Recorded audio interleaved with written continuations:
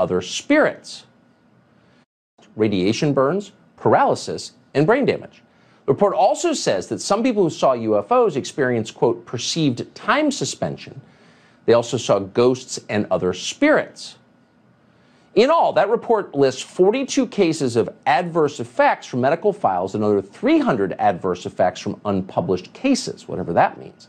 Lou Elizondo knows what it means because he used to run the Advanced Aviation Threat Identification Program. We're happy to have him on tonight. Lou, thanks so much for coming on. So, I mean, this was a feature of people's firsthand accounts going back 50 years to the 60s. You know, I saw this thing and I had these physical effects. I guess that turns out to be real. Tell us about these effects. Yeah, Tucker, actually, it's even more than that. This is not, you know, the notion of where, let's say, grandma saw some lights in the backyard.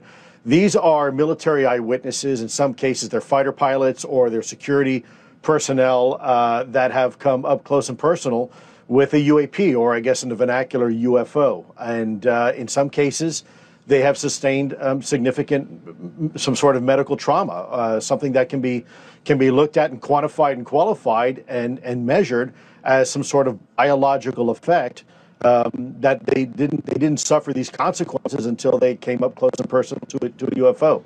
And by the way, let me just say, this isn't pseudoscience. You know, for you're absolutely right in your intro.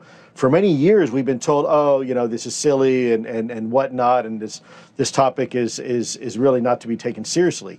Look, I was part of the program. I ran the program for a better part of 8 years on this topic. It is absolutely real. And now, finally, because of the pressure put by Congress and people like you in the media, finally our government is beginning to become more transparent about this topic and tell the truth about this topic in a way that I wasn't at liberty to have the conversation 4 years ago when you and I first started talking with each other.